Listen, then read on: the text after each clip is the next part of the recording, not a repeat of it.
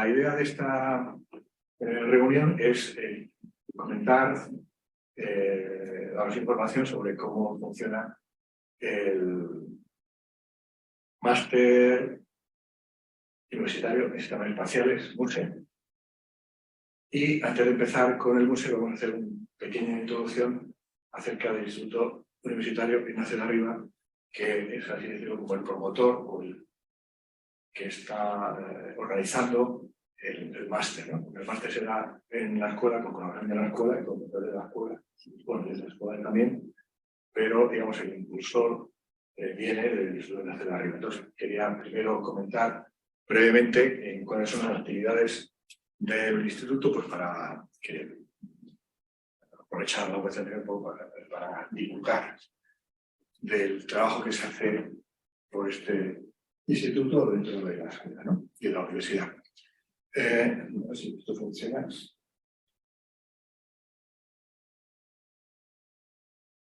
El láser funciona.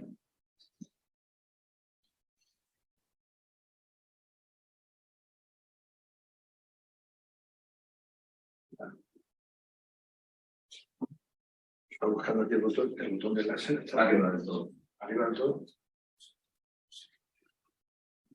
¿No? Así. Bueno, no sé si se verá muy bien. El instituto es uno de los 5 institutos de la Universidad Politécnica de Madrid.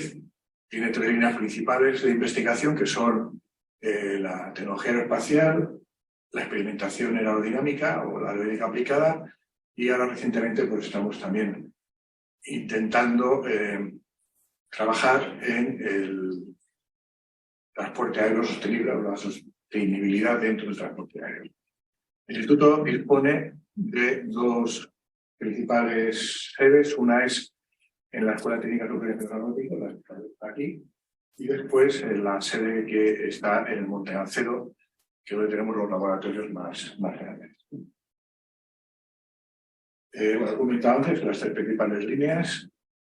Con respecto a la aerodinámica aplicada, pues principalmente lo que tenemos es un centro de ensayos en túnel aerodinámico, en el cual pues probamos todo tipo de acciones del viento sobre edificios o vehículos también. Algunos pues que hayan hecho el grado, a lo mejor, o parte del máster, pues han tenido ocasión de ir a visitar este centro. Más trabajo, estoy leyendo con los botones, más trabajos en relación con la aerodinámica aplicada, pues son aquí ensayos con edificios, paneles solares, etcétera, etcétera. Bueno, pues pasamos a la parte de tecnología espacial, que es la que más está relacionada con lo que hacemos en el instituto, y quería distinguir pues tres aspectos. Uno es el desarrollo de sistemas espaciales, el desarrollo de instrumentos científicos y ahora estamos también metiéndonos en vuelos estratosféricos en globos de larga duración. Para poner algunos ejemplos, en la parte de desarrollo de sistemas espaciales, pues lo que hacemos es el diseño, construcción, integración, ensayo, lanzamiento de operación de satélites pequeños o microsatélites. Lanzamos el 1 en el 95, lanzamos el 2 hace un par de añitos, en el 2020. Este satélite está actualmente en operación y ahora estamos preparando el UPMSAT 3, que se lanzará en el 2024 y como las cosas siempre se retrasan un poco, pues probablemente a finales o en el que viene. En la parte de diseño de instrumentos científicos, pues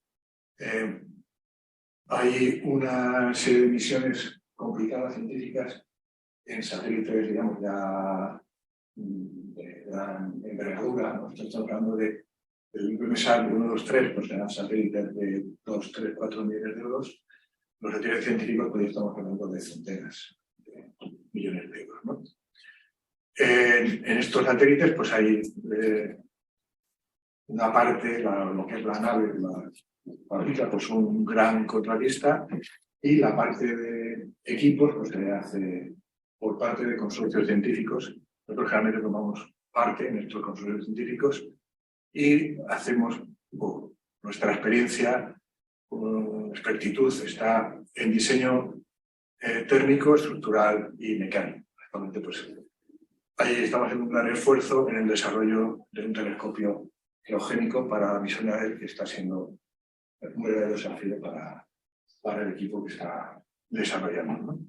Damos soporte también en análisis de emisión y control de actitud para el diseño de estos satélites, y que ya comentaba antes, pues últimamente un grupo de alumnos y doctorandos pues están trabajando en desarrollar misiones para para globos estratosféricos. Bien. Aquí podemos ver en la base de lanzamiento en Guayana el satélite UMESA-2 preparado para lanzar. Aquí en el fondo pues está el soporte de la tercera etapa donde se integra el satélite, y aquí se ve pues ya el cono con el lanzador. Aquí van una serie de contenedores para lanzar CubeSats, satélites pequeñitos, y nuestro satélite está aquí. Creo que eran 6 o 7 satélites de orden entre 50 y 100 kilos que eran en la parte superior del lanzador, y esto que se ve aquí pues es la cofia en que se cierra para el lanzamiento. Bueno, aquí se ve es una imagen de lanzamiento del Vega, y aquí pues es una imagen de cómo es la pantalla en la estación de seguimiento, donde se ve la trayectoria del satélite, los números de la misión, los datos que se bajan del satélite. Y el satélite pues está, aquí tenéis los datos del satélite, el número de catálogo, el número de serie para AMSAT y el código NORAD del satélite. Si tiene interés, pues puede ver la información en esta página web.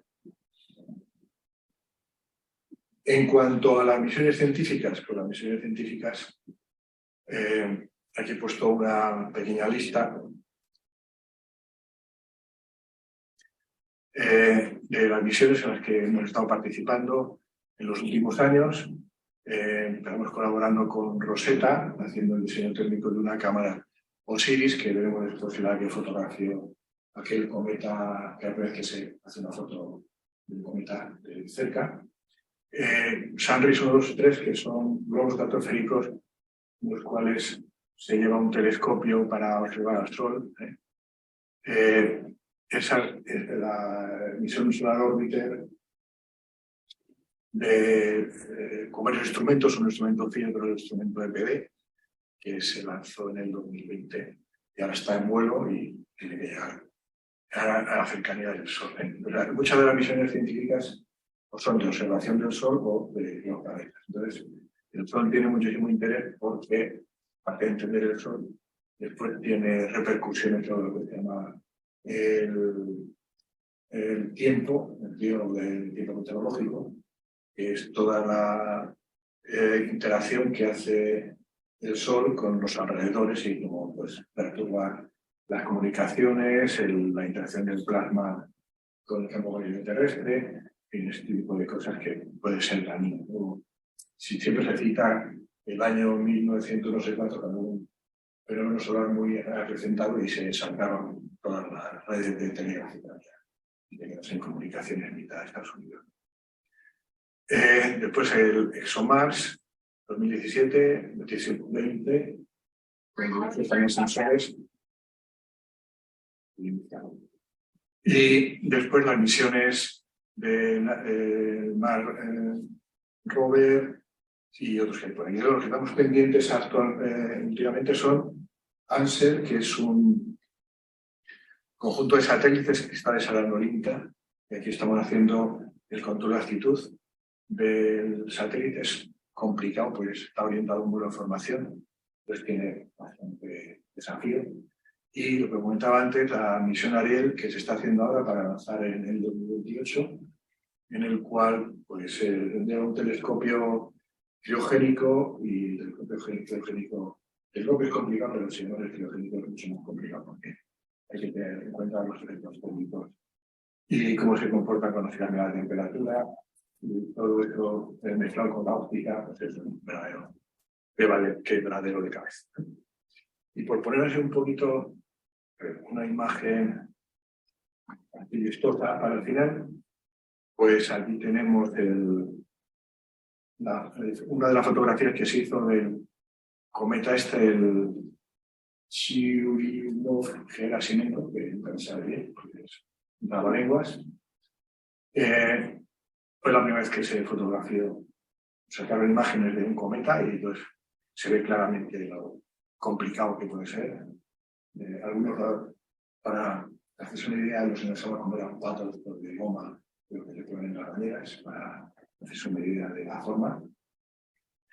Y aquí, pues, una imagen, obviamente, artística del Solar Orbiter acercándose al Sol.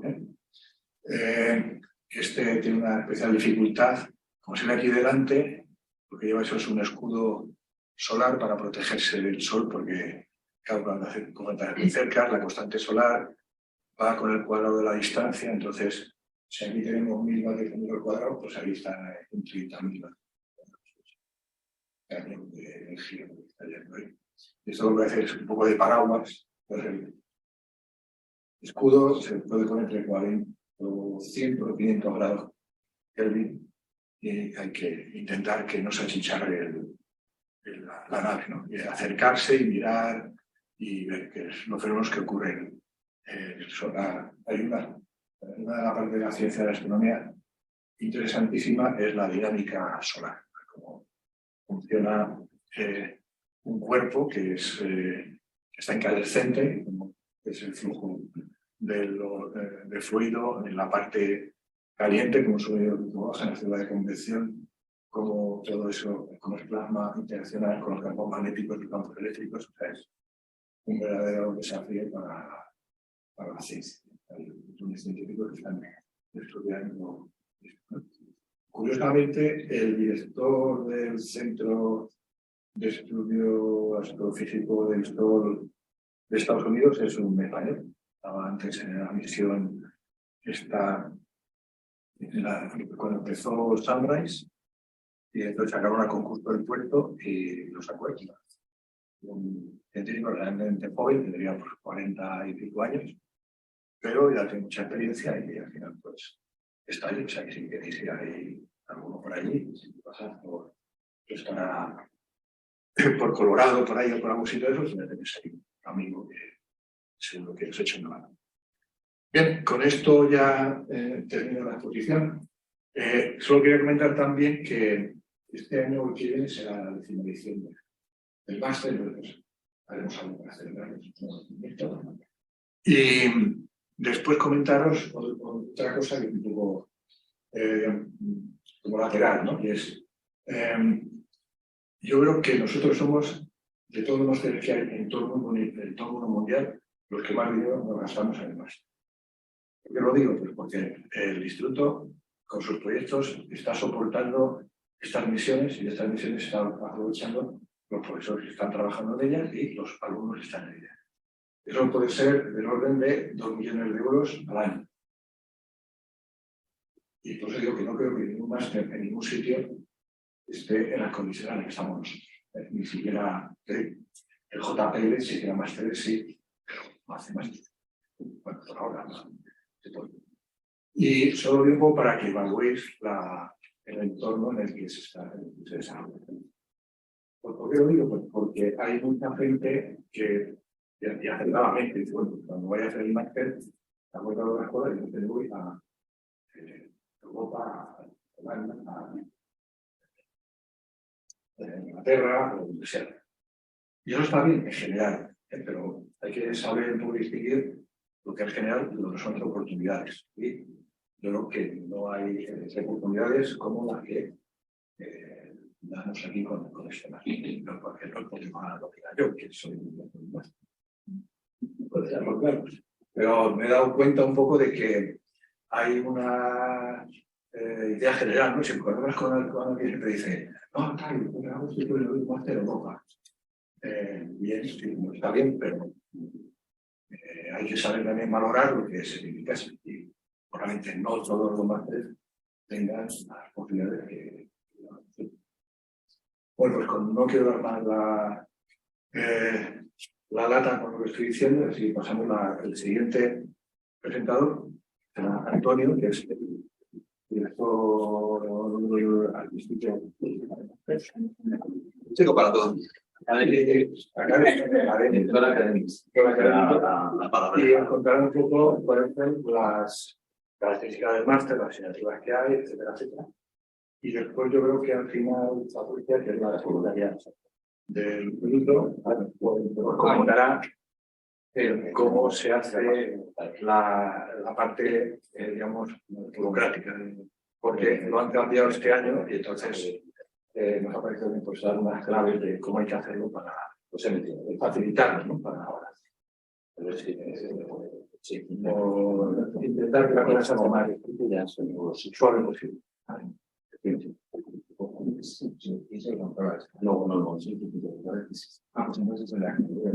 No. Pues entonces Bueno, la razón de contar todo esto aquí, todas las actividades del instituto, es porque bueno, muchas veces es complicado, sobre todo si uno es alumno de la universidad, entender cuál es la estructura faraónica y gigantesca que tiene la universidad, principalmente orientada hacia lo que un alumno no ve, que es la investigación o la transferencia que hace la universidad con las empresas, ¿no? En este caso, la idea es lo que os ha contado Ángel, que es el director del instituto, es todas las líneas de trabajo, todas las actividades que hacemos con respecto a la parte de espacio, aparte de otras cuantas más. Todo esto se empezó a articular hace muchos años, mucho antes de que yo entrara a la universidad, porque el UPMSAT 1 es del 95 y yo entonces pues estaba en todo. Yo entré, vi que había un modelo del UPMSAT 1 en la entrada, pues lo ha hecho el UPMSAT, pues él lo había hecho la universidad, no tenía muy claro el qué, y casi tuve que empezar a trabajar y hacer una tesis doctoral para enterarme de todas las actividades que realmente hacía la universidad y que a mí me interesaban, porque no todo lo hace Airbus, no todo lo hacen las empresas. Hay una parte enorme de investigación que se hace en institutos, en centros de investigación, lo que llaman OPIs, ¿no? Y en concreto aquí en la universidad, que ya os digo, está articulada en grupos de investigación y por encima de ellos la estructura estaría los institutos, ¿no? Entonces, de todo eso, de esa actividad recurrente que se hacía de esos trabajos, vino este máster. Esos trabajos no los hacía solo Ángel ni todos los profesores que están por aquí, sino también lo hacían alumnos, doctorandos y gente que estuvo trabajando durante mucho tiempo pues en todas estas actividades. La idea era, la tuvo José Meseguer, que era el anterior director del instituto, vamos a tratar de reglarlo, articularlo de forma oficial y vamos a tratar de organizar un máster en lo que nosotros sabemos, ya de paso de que estamos trabajando en ello. Y de ahí es donde viene el máster universitario en sistemas informáticos, que es un máster oficial, que es un máster que se da aquí en la escuela y que muchas veces, aparte de valorarlo, que como ha dicho Ángel, también es conocerlo. Muchas veces estamos en las mismas cuatro paredes y no sabemos o no logramos transmitir, mejor dicho, las cosas que hacemos y los másteres que tiene la escuela. La escuela no solamente tiene este máster oficial, tiene el MUIA, que es el que probablemente conoceréis, el máster oficial para la ingeniería aeronáutica, y después estaría el MUSTA, que está orientado hacia el transporte aéreo. ¿En el MUIA se ve espacio? Sí, se ve un semestre, se ve en la intensificación, que son 20 CTS. Aquí nosotros estamos hablando de un máster oficial con toda la dedicación del máster, los 2 años, 120 FTS orientados a espacio. Bueno, es que hablar que ya me va a costar, pero bueno, trataré de hacerlo en la medida de lo posible. Ya ellos me han visto que he dado 1 hora y pico de clase antes y venía a otros líos. Intentaré que se me escuche. Pero bueno, título oficial de la UPM, orientación profesional, no es habilitante, pero en otras partes, por ejemplo, en aeropuertos, en otros sitios del sector, lo que hace el ingeniero aeronáutico es muy variado, y dentro de lo variado que puede ser lo que hace un ingeniero aeronáutico, la ventaja que tiene esta parte de espacio, la parte que tiene la parte de aeronaves, es que normalmente no hay que firmar un proyecto. No sé si alguien firmará lo que es un lanzador, lo que es un avión, pero en general no es necesario ser un ingeniero aeronáutico titulado para poder trabajar en ese sector. Por ejemplo, para ser funcionario sí que es necesario tener todas las competencias, y aquí este máster, al no ser habilitante, pues no la da. Aquí lo que damos es el conocimiento de todos los proyectos que ha dicho Ángel, y bueno, que veremos ahora que se hacen en el plan de estudio. Ya os digo, 2 años, 4 semestres, más o menos 30 FTS por semestre, 60 aproximadamente al año, porque hay algunos un poquito más grandes y unos un poquito más pequeños. Ahora lo comentaré en el plan de estudios un poco por encima. Y intenta ser orientado de forma bastante más que práctica, de tal forma de que, bueno, no al principio del máster es algo práctico, de hecho al principio es enormemente teórico, y luego la parte práctica se incrementa en el segundo semestre y sobre todo en el segundo año. El segundo año es eminentemente práctico. Bueno, cualquier duda que tengáis a pesar de la presentación, y que al final luego tendremos un tiempo para resolver preguntas, no dudéis en hacérmela. ¿Vale? Dentro de responsables, una de esas cosas que decía Ángel, bueno, pues es a lo mejor un poco complicado. Nosotros lo hacemos en el instituto. El instituto está dentro de la escuela, pero es el único instituto de investigación que tiene la UPM que tiene un máster oficial. Hay otros institutos de investigación que también tienen una docencia orientada hacia el tema que tienen, pero en general las escuelas son los responsables de la docencia. Aquí es una característica que es legal, lo tienen los estatutos de la UPM, pero es verdad que no, los únicos que lo hacemos somos nosotros. Eso genera algunas veces un problema que, bueno, lo va a contar Patricia, de cara a la admisión, de cara a las cosas que nosotros solemos solicitar. No tenemos las infraestructuras de la escuela, aunque disponemos, por ejemplo, la parte de calidad de empresas y demás, pues ese soporte sí que lo da la escuela. Pero la parte docente es responsabilidad exclusiva del instituto. Respecto a la enseñanza, está basada en proyectos. ¿Por qué? Pues porque los hacemos y porque encima los alumnos van a trabajar ahí. Es la mejor forma de montar bicicleta, es tener una bicicleta, que alguien te acompañe en los primeros pasos, y luego cuando ya tienes equilibrio, pues te la deje para que vayas solo con la bicicleta y puedas aprender a manejarla. Por eso el Project Based Learning es un mecanismo muy normal de educación, pero requiere, entre otras cuantas cosas, pues tener bicicletas suficientes como para que todos los alumnos que estén en el máster pues puedan aprender a usarla. Es decir, en grandes grupos es muy complicado, bueno, en grandes grupos, 100, 400 alumnos o los 3.800 que tiene la escuela, sería imposible, en general, en cualquier escuela de la Politécnica, poder implementar esta forma de enseñanza. Aquí, una de las cosas que tenemos es que hablamos de una oferta anual para 20 alumnos. Veis que normalmente admitimos a poco más de 20, porque los que al final no consolidan la matrícula, pero la idea es estar siempre entre 15 y 20 alumnos, que son más o menos los que razonablemente podemos gestionar alrededor de los 60 más o menos profesores que tenemos docencia en este máster. La idea es que, sobre todo en el segundo año, sea una docencia principalmente experimental. El primer año no pasa eso, el primer año más matemáticas, entorno espacial. Al final, lo primero es conocer toda la teoría. Podéis ver el plan de estudios, no voy a entrar en ello, simplemente es la idea, y de hecho lo modificamos pues ya hace 5 o 6 años, si no me equivoco, pues básicamente para que toda la parte inicial fuera la teórica. Ahí en el segundo semestre empiezan el primer caso de estudio, y sobre todo segundo año, docencia por la tarde. ¿Por qué? Porque en general gran parte de los alumnos está trabajando, o bien está haciendo los casos de estudio y demás, trabajando en el instituto, trabajando en empresas, trabajando donde sea, pero la idea es que hacen el trabajo por la mañana y por la tarde es cuando continúan las clases, que exclusivamente son en el primer semestre. En el segundo semestre solamente hay una asignatura, que es la asignatura de seminarios, que básicamente sirve para tratar de hacer networking con la gente que venga y tratar de, bueno, pues eso, incorporarse a la empresa, que es el objetivo final de este máster, que la gente esté trabajando en un 100%, tal como estamos razonablemente ahora.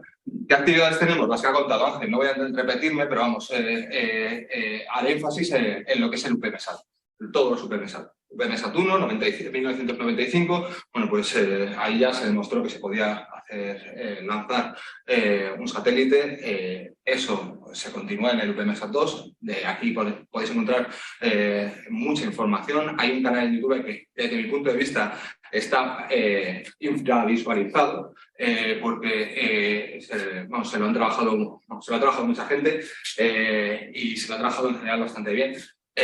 Hay mucha información, podéis encontrar muchas cosas de esto. Simplemente haré énfasis en que la mayoría de los que han participado haciéndolo, aunque al final lo montaran dos profesores del máster, Javier Pérez y Yanela Roldás, que a lo mejor os suenan, que os han dado clases en la escuela, los que han hecho todas las pruebas, todos los test de certificación, han trabajado en el diseño y demás, han sido alumnos, algunos de ellos pues incluso han continuado y se han quedado con nosotros de profesores, otros se han incorporado a la industria. Y ahora el UPM Sat3. Del UPM Sat3, de momento, unos bosquejos. Ángel ha puesto la fecha de 2020, bueno, aquí ponía 2023, 2024. Al final, el problema de un satélite no solamente es hacerlo, sino sobre todo lanzarlo, porque no tenemos lanzadores. Entonces, tenemos que aprovechar las ventanas que faltan. Aquí ya, en lugar de ir al estándar que habéis visto antes, unos 50 kilos, bueno, pues, una estructura de bandejas y demás, estamos hablando de una estructura tipo CubeSat, bueno, con diferentes paneles, en este caso paneles desplegables y demás, pero bueno, eso hay muchas cosas que todavía están en desarrollo. ¿Vale? Temas de instrumentación científica, os lo ha comentado Ángel, Rosetta, Sunrise, Solar Orbiter, probablemente todos estos nombres, ExoMat, os suenen porque no solamente están los científicos que hacen o que quieren ver algo en el espacio, sino que hay que tratar de desarrollar los elementos, los instrumentos y adaptarlos al sector espacio, que es enormemente complejo, y eso es lo que hacen los ingenieros. Y ahí es donde principalmente están todas las actividades que ha mencionado Ángel, en esas misiones científicas que no puede hacer absolutamente ninguna institución de principio a fin, ni la NASA, ni la Agencia Espacial Europea, y precisamente por eso se encargan o dividen esas actividades entre los múltiples socios que son los que realizan normalmente una misión. ¿Vale? Bueno, ¿qué más cosas se hacen en el máster que no tienen que ver directamente con la docencia ni con el plan de estudios? Bueno, pues tenemos participaciones en congresos. En general, siempre ha habido un parón bastante grande por culpa del COVID, pero en general siempre hemos tratado de promover que nuestros alumnos no solamente aquí hagan actividades, sino que las presenten en los foros donde tienen que ser presentados. Y además, no solo como alumnos, sino como personal que ha trabajado, personas que han trabajado en esos proyectos. Por eso, al final, tenemos también casos de estudio, trabajos de fin de máster en el INTA, ISA que depende del BUS, pero vamos en el BUS directamente, bueno, de HV, que seguramente os suene. Bueno, hay una lista bastante creciente de empresas que precisamente se dedican que trabajan y colaboran con nosotros y con las que nosotros también hacemos esas actividades. Santi, ¿quieres contar tú esto? Sí, simplemente, antes había un canal en el circuito, había un canal, pero se ha cerrado. No lo han cerrado, entonces hemos continuado con la información, la ponemos en la página de LinkedIn. Tratamos de que esté convenientemente actualizada y puedes ponerla. Por ejemplo, todas estas actividades las vamos referenciando o le vamos poniendo notas en ese canal, en el de LinkedIn.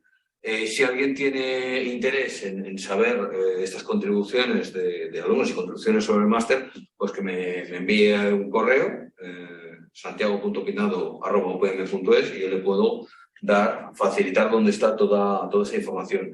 Lo hacemos también porque de alguna forma está bien trabajar, pero está bien que se vea lo que uno trabaja. O sea, lo que no se ve a veces no existe. Entonces, lo que nosotros queremos darle la mayor visibilidad a lo que hacen el alumnado del máster.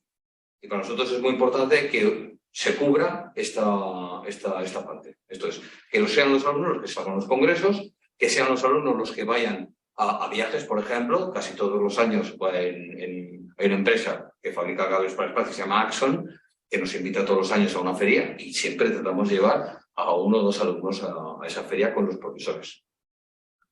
Y bueno, todas estas actividades que tienen que ver con Trabajos profesionales, pero que están rozando la investigación. Tienen su explicación, porque este es un máster que tenía una visión hacia la investigación desde su principio.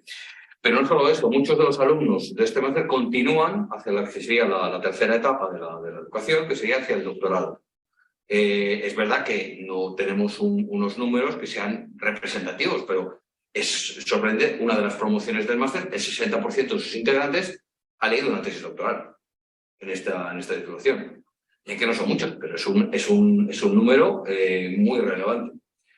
Y bueno, yo creo que con esto es todo. Os animo a estar mirando la página de LinkedIn, donde estaremos puntualmente ofreciendo todas las informaciones que hay sobre alumnos y profesores que han pertenecido al museo. Pues creo que me he cargado Bueno, ¿tenéis alguna pregunta mientras Antonio arregla? Ya está arreglado. Ya está arreglado. O bueno, o no. A ver, bueno. De todas formas, la visión que os estamos ofreciendo ahora es, digamos, la visión del profesorado. Hemos tenido la precaución de invitar a alumnos y exalumnos que vengan aquí a contaros un poco, realmente visto desde dentro, pues lo que es el máster, porque os van a ofrecer una visión distinta y creo que también interesante, sobre todo para aquellas personas interesadas. La primera pregunta que se os va a ocurrir siempre es: ¿esto es muy difícil? Lo es. ¿Hay que trabajar mucho? Mucho. Ahora, yo creo que merece la pena. Yo sinceramente creo que merece la pena. Bueno, eso ya sabes, en las cosas no hemos ido a la luna porque sea fácil. Sí, efectivamente. En fin. Bueno, dejo a Antonio. Sí, bueno, la página web de LinkedIn, que ya os digo, es bastante reciente, pero bueno, porque la mayoría de la información estaba en Research, que bueno, por motivos varios, pues ahora ya no encaja con lo de publicar estas cositas. Bueno, entonces, volvemos otra vez al máster histórico. Primera promoción, 5 egresados, porque bueno, los inicios fueron complicados. Fijaros que desde entonces, más o menos nos manejamos en esos pocos números entre 15 y 20, 14, 15, 15, 17, 20, 13, 25. El 25, por la sencilla razón, viene del COVID. Cuando bueno, pues normalmente estamos admitiendo a poco más de 20 alumnos, cuando la gente no pudo irse, pues se quedó aquí y tuvimos más de 20 alumnos. Bueno, pero ahora mismo tenemos 16 alumnos en segundo curso y 16 alumnos en quinto. Es decir, estamos siempre entre esos 15 y 16 y 20 alumnos, que son los que consideramos que podemos manejar razonablemente.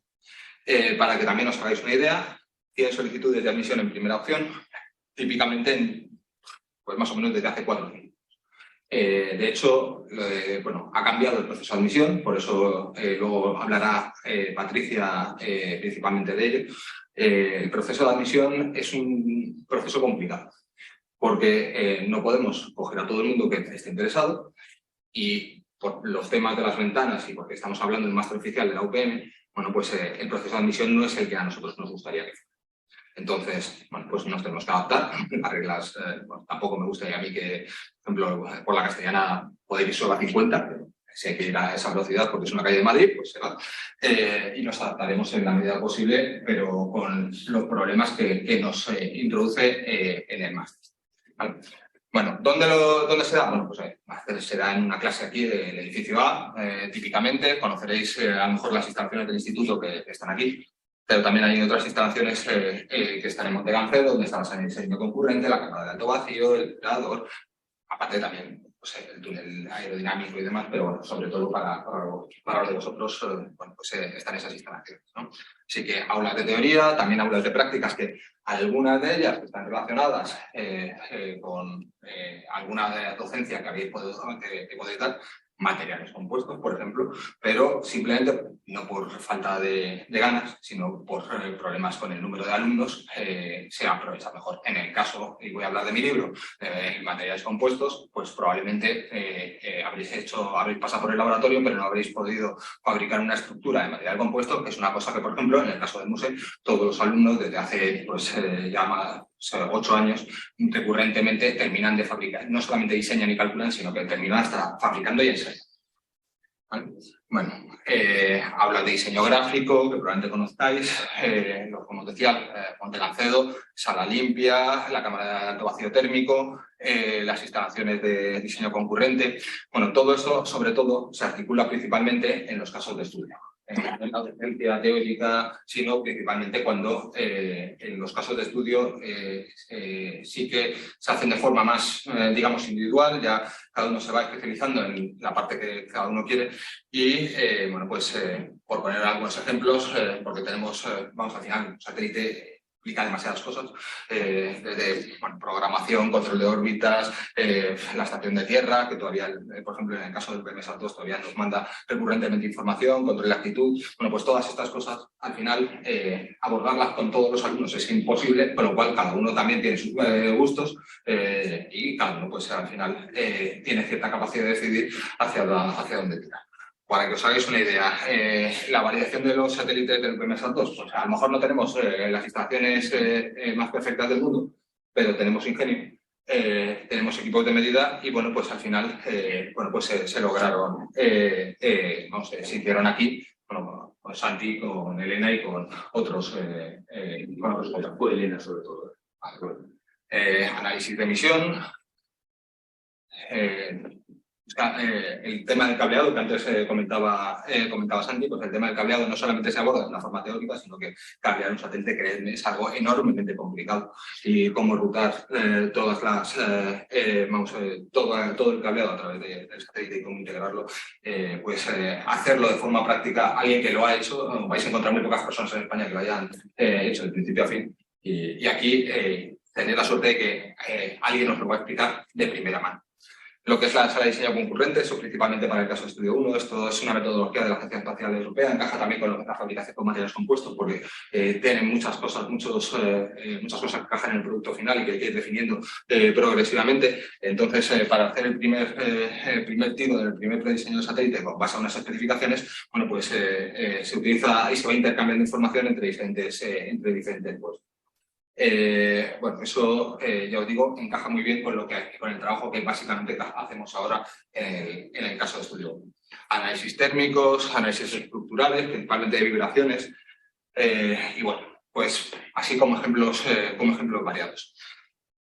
Último slide. Proceso de admisión, especialmente importante. ¿Qué se necesita? Bueno, pues, lo que te piden para un máster oficial. O sea, no, esta es normativa UPM, pero vamos, básicamente es la misma normativa de cualquier máster en cualquier universidad española. Posesión de un título universitario oficial en español, titulación equivalente o similar. Si sois de aquí de la escuela, pues evidentemente lo vais a tener.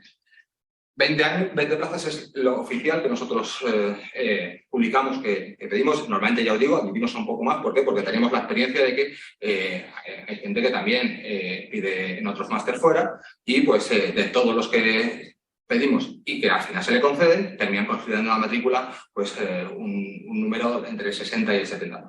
¿Vale? Por ejemplo, hubo excepciones, el año ese del COVID, pues claro, si la gente lo había pedido aquí en Delft y en Delft no se podía ir porque no podíamos salir de España, pues tuvimos overbooking, ¿no? Pero salvo cosa excepcional, la idea es seguir cogiendo un poquito por encima de 20, ¿para qué? Para quedarnos justo por debajo de 20. Y ese es quizá nuestro mayor de los problemas. ¿Vale? ¿Qué es lo que pedimos? Formación, el expediente académico.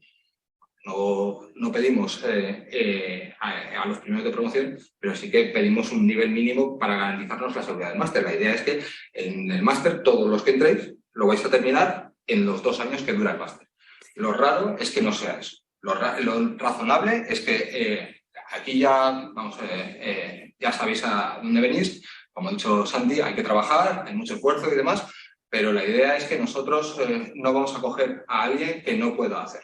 ¿Vale? Precisamente por eso miramos muy bien el expediente, miramos muy bien la formación previa, y es estamos en esta escuela general. Para hacer el máster, en un principio podríamos admitir a otras ingenierías como teleco, industriales. Esas las miramos muy mucho, porque entendemos que eso es más complicado que puedan seguir todos los conocimientos. Entendemos que una persona de teleco, pues de vibraciones va a saber poco, de materiales compuestos también, y por eso esos perfiles los miramos mucho. Pero en general, cualquier alumno de ingeniería aeroespacial es para el que está pensado este máster. Y lo que buscamos siempre también es una carta de motivación, que nos explique ¿por qué está haciendo el máster? No nos valen las cosas generales, no, yo quiero seguir estudiando, yo quiero ser un astronauta porque quiero buscar vida espacial, yo qué sé.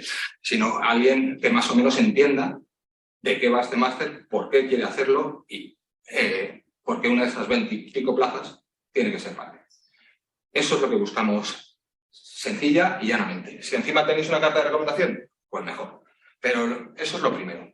Si fueran, porque como, bueno, tal como está puesto, vamos, es un máster oficial, está aprobado por el Ministerio y también le dijimos al Ministerio que en el caso de que las solicitudes fueran muchas, pues poderte contar con una prueba de ingreso, una entrevista.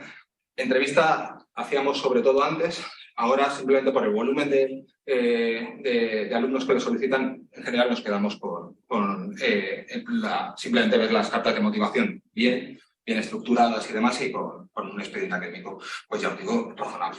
Se da preferencia a la primera opción, es que básicamente solo consideramos las solicitudes en primera opción y más con el nuevo proceso de admisión de la Politécnica. En el nuevo proceso de admisión de la Politécnica tenemos, bueno, antes también lo había, pero ahora hay varias ventanas, ¿vale? Si venís de fuera de la Politécnica, pues incluso si se hace la admisión, si se admite a alguien en el máster, habría que pagar una reserva de plaza de 200 euros. Para los de la Politécnica, para los que venís de algún grado que venga de la Politécnica, eso no es necesario. Hay varias ventanas y la siguiente es ya. Precisamente por eso hemos decidido, antes del Puente de Mayo, dar esta charla. ¿Por qué? Porque tenemos que, valoraremos todas las solicitudes que lleguen antes del 14 de mayo. El 14 de mayo es mañana, como quien dice. La siguiente ventana empieza en el 15 de mayo y se publicará el 19 de julio. Tenemos que rellenar 20 y pico plazas. Si las 20 y pico plazas se llenan antes de julio, evidentemente no queda, por muy bueno o muy buen perfil que tenga, algún hueco para alguien al final. Y eso es lo que quizá es más complicado de elegir. ¿Cómo elegimos a los más adecuados si no tenemos la vista del conjunto? Con lo cual, si alguien tiene interés en hacer este máster, pedidlo ya. Pedidlo lo antes posible, porque hay muchas más posibilidades y sobre todo antes del 14 de mayo.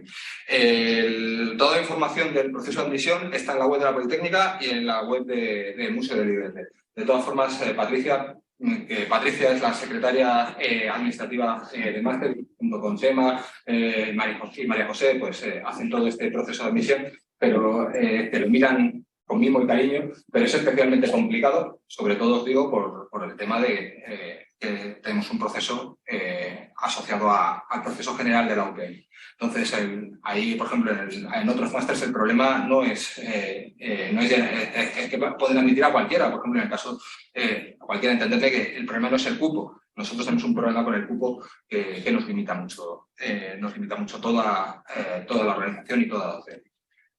No sé si quieres añadir algo más de lo que yo he dicho. Nada más, solamente que antes sí que nosotros solamente había como 150, 160 y tantas solicitudes, de las cuales unas 100 eran primera opción, o sea, un número elevado solamente mirábamos esa primera opción, los demás quedaban descartados. Este año no es así. Este año solamente podéis optar a un máster. En la primera ya se ha pasado una primera remesa. Nosotros hemos cogido ya 7 personas de esa primera remesa. A algunos les hemos invitado para que puedan se vuelvan a presentar a la segunda opción, porque nuestra intención es que, como ha dicho Antonio, es que en esta segunda opción tener más o menos ya cogidos las 20 y tantas personas, casi 30, que normalmente de preinscripciones que cogemos. Solamente podéis hacer una opción o el MUIA o tal y tal. Si en esa opción no se os admite, podéis hacer o bien una siguiente preinscripción a otro máster o, si queréis probar de nuevo, por decir, a lo mejor no me han cogido la primera, pero vuelvo a solicitar el mismo máster. No me han aceptado en el museo o en el MUIA, pero yo quiero entrar, o en el MUSTA, pues vuelvo a hacer otra vez la preinscripción. A lo mejor entre los expedientes académicos que esta vez tal, pues el nivel es más bajo o el nivel os adapta más a mis condiciones. Nosotros hemos escrito expresamente a las personas que le hemos dicho, vuelven a intentar que a lo mejor en esta segunda opción que vamos a hacer el 75% de la selección, volverlo a hacer. Por eso se está también diciendo, Antonio, que hagáis esta segunda preinscripción, porque realmente para los que queremos publicar el 19 de julio van a ser pocas. Sí, solo es que es el cambio fundamental con respecto a lo anterior, y es que antes se podía dejar lista de espera y ahora no se puede hacer lista de espera. En cada solicitud que llegamos tenemos que decirle sí o no. Entonces, como es muy difícil de primeras, porque no se tiene toda la visión de toda la gente que va a presentar una solicitud, solo podemos, por ejemplo, decir a los que bien, alguien puede estar dudoso, ahora no podemos decirle espérate, tenemos que decir que no, porque si no tenemos que decirle que sí. No dice espérate, ahora el espérate es decimos que no y si quieres echa el siguiente. O sea que llegar a la lista de espera consiste en solicitarlo la segunda. Lo digo, yo supongo que el que está aquí no va a tener ese problema porque tengamos un expediente y entra en primera sin ningún problema. Lo digo más bien para la gente que no esté escuchando, de que si a lo mejor le decimos que no en la primera, le diremos, pero esta es una especie de lista de espera, puedes hacer la solicitud en el siguiente intervalo, que ahora sería el que empieza a partir. ¿Está empezado ya? Sí, termina el 14 de mayo las prescripciones, publicación 19 de mayo. Si ya lo haces el 15 de mayo, estarías ya para la lista de saldría el 19 de julio. Normalmente se suele coger o están en el baremo de haber terminado el grado en unos 5 años. 5 años. Si no se ha terminado el grado en 5 años, tenéis una buena carta de motivación y a lo mejor las notas son buenas, muy buenas, pues a lo mejor ya directamente vamos viendo más, profundizamos más, a lo mejor los llamamos. Lo que quiero decir es que al final, lo que quiere decir Patricia, al final, a ver, si habéis hecho la carrera en 4 años, tenéis todo 10, entonces no hay nada que explicar, pero imaginad que por lo que sea, que durante 2 años tuve que dejarlo porque, yo qué sé, más ahora en estos tiempos del COVID. Es que en mi familia lo han pasado mal porque hemos tenido un problema familiar y tal. Bueno, pues para eso está la carta de motivación, para explicar todos los huecos que no caben en las líneas que hay en un currículum. Pues explicar eso, explicar no solamente la motivación para hacer el máster, que es importante, sino también explicar qué es lo que ha pasado en vuestra vida profesional y que pueda, bueno, de estudio y demás, porque ahora mismo el currículum, bueno, pues en general es breve, no es estudios de ingeniería. Vale. ¿Qué más? Ya lo llenaréis, no es un problema. La idea es de momento usar la carta para explicar. ¿Vale? Bueno, este es el último slide. La idea es que no fuéramos a comer, pero ya que estáis aquí, también hay gente online. Si quiere alguien online hacer preguntas, que lo pongan en el chat. Si queréis hacer alguna pregunta, vosotros que estáis por aquí, pues simplemente preguntad. Y como sabemos que preguntarme a mí, pues, bueno, aunque algunos me veis semanalmente, también hay exalumnos de MUSE y alumnos actuales de MUSE, a los cuales pues esa barrera entre este escalón que hay aquí y tal no les parece nos parece tan grande y les podéis preguntar más cosas. Oye, ¿todo eso que ha dicho es verdad? Pues podéis preguntárselo tranquilamente a ellos dentro de un momento. Y ahora si queréis, vamos, lo último que vamos a hacer mientras estamos aquí, Ángel, Patricia, Santiago o yo, pues es responder cualquier cosa que tengáis. ¿Tenéis alguna duda? O... No sé si online hay alguna duda. Nadie pregunta. Algo muy normal que pasa en esta escuela. Es un fenómeno asociado a las 4 paredes de este edificio. Así que, si os parece, por si acaso si os sale cualquier cosa que queréis preguntar, pues se lo podéis preguntar a los exalumnos del máster o a los alumnos actuales del máster y nosotros pues votamos envidia porque no vamos a ver. Yo solo quería comentar una cosilla, que es lo del no habilitante. Yo creo que ese es un error que tiene la universidad de nombrar las cosas. Tiene que ser máster habilitante y máster de especialidad. Realmente, los que son de especialidad son los que no cumplen la orden CIN, que es la de cumplir los habitantes. Claro, vale una cosa, no algo, si cualquier publicista sabe que eso es lo peor para venderle, o sea, no va a vender. Es una burra que no sabe comer. Y sería lo mismo, es de especialidad. Especialidad, los fabricantes de música. Es de especialidad para los de transporte. Y el nuestro es de especialidad para espacio, digamos, todo el tiempo de espacio. Si hubiera un máster de propulsión, como creamos en sí, y sería todo propulsión, y realmente pues, se puede dedicar muchísimo más tiempo a la cosa especialidad. Desde el punto de vista legal, es, como es un máster oficial, pues cualquiera que se haya presentado a la administración, un máster oficial, sea del nivel A, B o de fuera, y desde el punto de vista de la empresa, las empresas, cuando le hace falta a alguien, quiere que sepan. Con el título, lo que vale es cuando alguien tiene que firmar un proyecto, que entonces tiene que estar pues, reconocido por el colegio, y tiene que ser tantas cosas, titulación. Eso es muy importante en industriales, en teleco, en caminos, etcétera, etcétera, donde tienen muchos proyectos pequeños y los profesionales pues, se dedican a firmar proyectos. En espacio, pues, y en aeronáutica, pues generalmente no es así. ¿Vale? Los proyectos son muy grandes, se hace un avión, se hace un cohete, se hace cosas que yo no sé si siquiera eso lo revisa el colegio. No porque no sale en la lista de cosas que Eso están sujetos a la certificación de la normativa, entonces pues, da certificada cosas. A colación con lo que dice Ángel, este es un máster que está aprobado, el título está aprobado en el Ministerio, nos revisan que las memorias de verificación son las que son y hacemos lo que decimos que hacemos.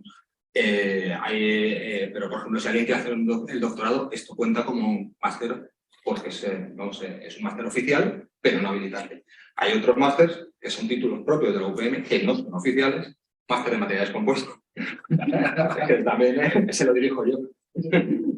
Pero ese, por ejemplo, claramente especializa en el título del máster, pero no es un máster oficial, es decir, no serviría, por ejemplo, para continuar haciendo el doctorado, se sirve para otras cosas.